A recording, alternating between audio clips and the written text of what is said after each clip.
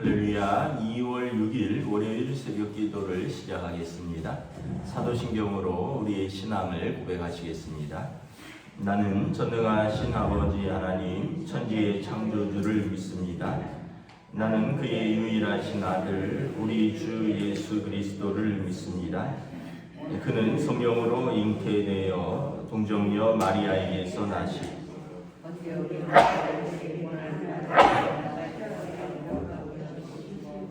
장사된 지 사흘 만에 죽은 자 가운데서 다시 살아나셨으며 하늘에 오르시어 전능하신 아버지 하나님 우편에 앉아 계시다가 거기로부터 살아있는 자와 죽은 자를 심판하러 오십니다. 나는 성령을 믿으며 거룩한 공교회와 성도의 교제와 죄를 용서받는 것과 몸의 부활과 영생을 믿습니다. 아멘. 찬송가 10장 찬양하시겠습니다. 찬송가 10장입니다.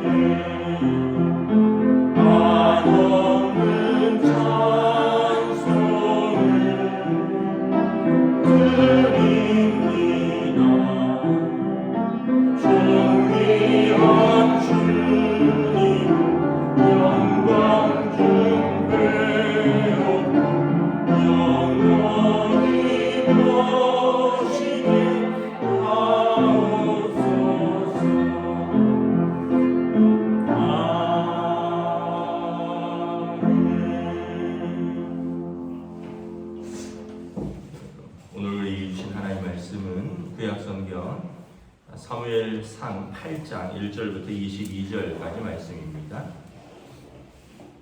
사무엘상 8장 1절부터 마지막 절까지 말씀입니다. 다 찾으신 줄 알고 저와 여러분들이 한 절씩 교도하도록 하겠습니다. 사무엘상 8장입니다. 구약성경 419페이지 사무엘상 8장 1절부터 마지막입니다. 사무엘이 늙음에 그의 아들들을 이스라엘 사사로 삼으니 장자의 이름은 요엘이요 차자의 이름은 아비야라. 그들이 브엘세바에서 사사가 되니라. 그의 아들들이 자기 아버지의 행위를 따르지 아니하고 이익을 따라 뇌물을 받고 판결을 굽게 하니라. 이스라엘 모든 장로가 모여 라마에 있는 사무엘에게 나아가서 그에게 이르되 보소서 당신은 늙고 당신의 아들들은 당신의 행위를 따르지 아니하니 모든 나라와 같이 우리에게 왕을 세워 우리를 다스리게 하소서 한지라. 우리에게 왕을 줘 우리를 다스리게 하라 했을 때에 사무엘이 그것을 기뻐하지 아니하여 여호와께 기도하며 여호와께서 사무엘에게 이르시되 백성이 내게 한 말을 다 들으라. 이는 그들이 너를 버림이 아니요 나를 버려 자기들의 왕이 되지 못하게 하려 함이니라. 내가 그들을 애굽에서 인도하여 낸 날부터 오늘까지 그들의 모든 행사로 나를 버리고 다른 신들을 섬긴 같이 내게도 그러하리라. 그러므로 그들의 말을 듣되 너는 그들에게 엄히 경고하고 그들을 다스릴 왕의 제도를 가르치라. 사무엘이 왕을 요구하는 백성에게 여호와의 모든 말씀을 말하여 이르되 너희를 다스릴 왕의 제도는 이러하니라. 그가 너희 아들들을 데려다가 그의 병거와 말을 어거하게 하리니 그들이 그 병거 앞에서 달릴 것이며 그가 또 너희 아들들을 천부장과 50부장을 삼을 것이며 자기 밭을 갈게 하고 자기 추수를 하게 할 것이며 자기 무기와 병거의 장비도 만들게 할 것이며 그가 또 너희 딸들을 데려다가 향료 만드는 자와 요리하는 자와 떡 굽는 자로 삼을 것이며 그가 또 너희의 밭과 포도원을 감나무에서 제일 좋은 것을 가져다가 자기의 신하들에게 줄 것이며 그가 또 너희의 곡식과 포도원 수산의 11조를 거두어 자기의 관리의 신하들에게 줄 것이며 그가 또 너희의 노비와 가장 아름다운 소년과 나귀들을 끌어다가 자기 일을 시킬 것이며 너희의 양떼의 10분의 1을 거두어 가리니 너희가 그의 종이 될 것이라. 그날에 너희는 너희가 택한 왕으로 말미암아 부르짖 때 그날에 여호와께서 너희에게 응답하지 아니하시리라 하니 백성이 사무엘의 말 듣기를 거절하여 이르되 아니로소이다. 우리도 우리 왕이 있어야 하리니 우리도 다른 나라들 같이 되어 우리의 왕이 우리를 다스리며 우리 앞에 나가서 우리의 싸움을 싸워야 할 것이니라 하느니라. 사무엘이 백성의 말을 다 듣고 여호와께 아뢰매 여호와께서 사무엘에게 이르시되 그들의 말을 들어 왕을 세우라 하시니 사무엘이 이스라엘 사람들에게 이르되 너희는 각기 성읍으로 돌아가라 하니라. 아멘. 할렐루야. 새로운 한 주가 시작되었습니다. 우리 주님 주시는 은혜와 평강이 가득하시기를 축복합니다. 사무엘상 8장에 이제 사무엘이 늙고 그의 아들들이 사사로 세워지는데 2절에 보면 두 아들이 있었죠. 장자의 이름은 요엘이고 차자의 이름은 아비야라. 이제 사무엘이 늙어서 그의 아들들이 사사가 됩니다. 그런데 3절에 그의 아들들이 자기 아버지의 행위를 따르지 아니하고 이익을 따라 뇌물을 받고 판결을 굽게 하니라. 사사는 그 몇 가지 역할이 있다 그랬죠. 하나님의 말씀을 선포하는 선지자고 제사를 주관하는 제사장이고 그리고 재판을 하는 재판관이고 그리고 전쟁에서 싸움에 앞서는 장수인데 재판관이 뇌물을 받고 판결을 굽게 했다라는 거죠. 이 이야기는 그들도 하나님을 경외하지 않고 그들도 어떻게 보면 사사가 될 자격이 없는 거죠. 참 우리가 어려운 것이 뭐냐면 자주 말씀드리지만 자식 농사가 참 어렵습니다. 부모 뜻대로 다 되지 않죠. 사실은 돌아보면 우리들도 부모 뜻대로 다 된 건 아닌데 또 자식들도 부모 뜻대로 참 되기가 쉽지 않습니다. 어떤 분이 그런 말을 하셨더라고요. 내가 자녀들에게 한 말을만 이렇게 모아서 책으로 내면 세계 최고의 명언집이 될 것이다. 아마 모든 부모가 자녀 잘 되라고 하는 말들이 있죠. 그래서 그걸 책으로 내면 세계 최고의 명언집이 될 거래요. 그런데 현실에서 이제 자녀들이 그 말씀을 잘 듣기가 쉽지 않고 저희들도 그랬고 또 우리 아이들도 여러분들의 아이들도 부모 마음에 쏙 들게 자라기는 쉽지 않을 것 같습니다. 사무엘도 엘리야 그렇다 쳐도 엘리는 영적으로 어두워졌고 비둔해져서 엘리 시대에는 여호와의 말씀이 희귀하고 이상이 보이지 않던 시대니 아들들이 그렇게 악했다 치는데 사무엘은 오늘 8장에 보면 마지막까지 하나님 앞에 기도하고 하나님의 말씀을 듣고 하나님과 아주 친밀한 관계를 유지했는데 그럼에도 불구하고 그의 두 아들은 아버지의 행위를 따르지 않았다. 이익을 따라서 뇌물을 받고 판결을 굽게 아니라 사사가 재판을 굽게 하면 더 이상 나라의 질서가 서지 않는 거죠. 결국 4절에 보면 이스라엘의 모든 장로가 모여서 사무엘에게 나가서 우리에게 왕을 세워주소서 이렇게 이야기를 하게 됩니다. 그래서 여러분 그 유명한 말이 있죠. 바쁜 아버지는 나쁜 아버지다. 사무엘이 너무 바빴던 것 같아요. 우리가 7장에서 쭉 보면 사무엘이 이스라엘의 각 도시를 순례하면서 재판을 했고 다스렸고 또 자기 집 라마로 돌아와서도 여호와의 말씀으로 다스리고, 여기서 다스렸다라는 것은 주로 재판을 했다라는 의미인데 너무 일이 과중했던 것 같고, 그래서 이제 자녀들과 함께하면서 자녀들을 좀 돌볼 시간이 없었던 것이 아닌가. 그래서 여러분 바쁜 아버지가 능력 있는 아버지가 아니라 바쁜 아버지는 아이들을 제대로 돌보지 못하는, 그래서 나중에 후회할 일들이 생긴다라는 것입니다. 엄마도 마찬가지죠. 여러분 아이들하고 어렸을 때부터 이렇게 그래서 가정 예배가 중요한 게 아이들과 이렇게 이야기를 나누는 것, 아이들과 말씀으로 이렇게 소통하는 것이 중요한 것이죠. 4절에 보면 이제 이스라엘의 장로들이 모여서 사무엘에게 나아갑니다. 참 뼈아픈 말을 하죠. 당신은 이제 늙었고 당신의 아들들은 당신의 행위를 따르지 않습니다. 당신은 늙어서 사사로서의 이제 체력과 이런 게 안 되고, 당신의 아들들은 젊은데 사사로서 당신의 행위를 따르지 아니하니 우리에게 왕을 주소서. 사무엘이 참 마음이 아프죠. 왜냐하면 이스라엘의 왕은 하나님이십니다. 7절에 사무엘이 기도하니 하나님께서 이렇게 말씀하십니다. 백성들이 한 말을 들어줘라. 왕을 세워줘라. 그들이 너를 버림이 아니요 나를 버려 자기들의 왕이 되지 못하게 합니다. 그러니까 이스라엘 사람들이 보이지 않는 하나님을 왕으로 섬기는 것을 기뻐하지 않고 가나안 땅 사람들처럼 눈에 보이는 왕을 원한다는 거예요. 그러니까 이스라엘에는 그 당시 제도가 어땠냐면 하나님이 그들의 왕이고, 어떤 전쟁이 나거나 어떤 문제가 생기면 사사가 왕처럼 제일 앞장서서 싸우는 것입니다. 그런데 사무엘이 이제 지나가고 그 아들들 시대에 이르러서 그 아들들이 올바로 행하지 못하니까 우리에게도 왕을 달라는 거예요. 왕이 이제 어떻게 생겼을까? 이제 제도가 말하는 거죠. 왕의 제도가 어떻게 생겼을까? 아마 처음에는 사람들이 씨족 사회였을 것으로 기억을 합니다. 이제 씨족 사회라는 것은 뭐냐하면 예를 들면 우리 밀양 박 씨가 한쪽에 모여 살고, 무슨 김해 김 씨가 한쪽에 모여 살고, 안동 김 씨가 한쪽에서 모여 살고, 그래서 그 중에서 이제 가장의 제일 가장들, 나이 많으신 분들이 아마 그 씨족 사회의 우두머리였을 겁니다.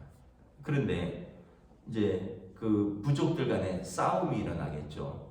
예를 들어서 필동 사람들하고 회원동 사람들이 평소에 문제없이 지나다가 가뭄이 든다, 기근이 들었다, 먹을 것이 떨어지니까 서로 싸우게 됩니다. 그래서 만약에 필동 부족과 회원동 부족이 싸웠어요. 그래서 필동 부족이 이겼습니다. 또는 회원동 부족이 이겼어요. 그러면 진쪽은 다 노비가 되는 겁니다. 그 부족은 해체가 되는 거예요. 그러면 흡수가 되는 거죠. 그럼 이제 그 딸들은 거기에서 부인이 될 수도 있고 첩도 될 수 있고, 아들들은 노비가 되고, 젊은 사람들은 전쟁을 했으니 죽을 수도 있고, 그 해체가 되면서 흡수가 되죠. 그러면 이제 그쪽 부족에 들어가서 이제 그쪽 부족의 그 대장을 섬기게 되는 거예요. 그런데 이렇게 합쳤는데 이제 또 저쪽에 마포구 사람들하고 또 전쟁이 일어났어요. 그래갖고 또 그쪽한테 졌어요. 그럼 또 흡수가 됩니다. 이러면서 나중에 씨족보다는 어떤 전쟁에서 이긴 공동체가 커지면서 그 중에서 이제 제일 힘센 사람이 우두머리가 되는, 이게 이제 왕의 시초입니다. 그러니까 여러분 전쟁에서 제일 공을 많이 세운 사람이 가지는 게 뭘까요? 전리품을 가장 많이 챙기겠죠.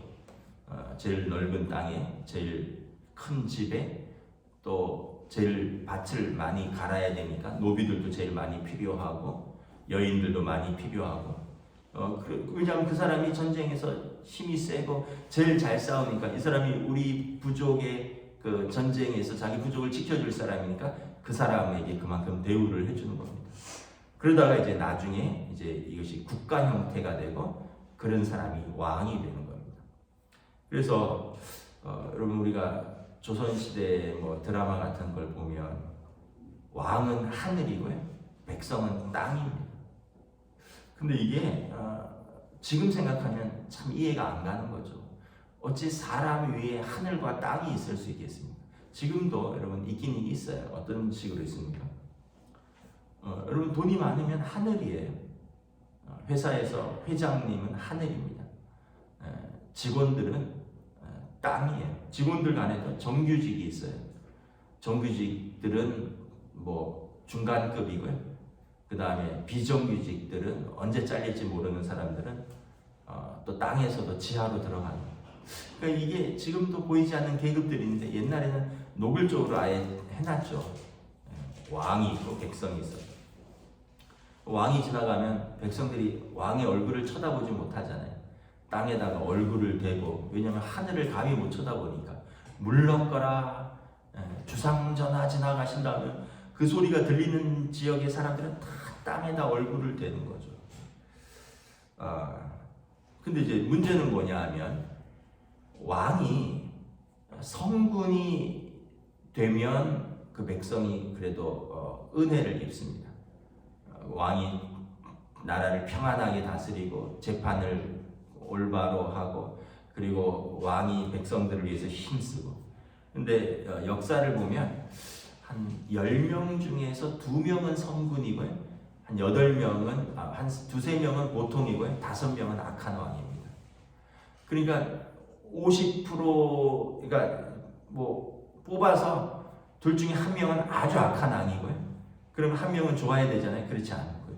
그 중에서 또 절반 정도는 그냥 평범한 왕이고 아주 성군은 몇 명 안 된다는 거죠.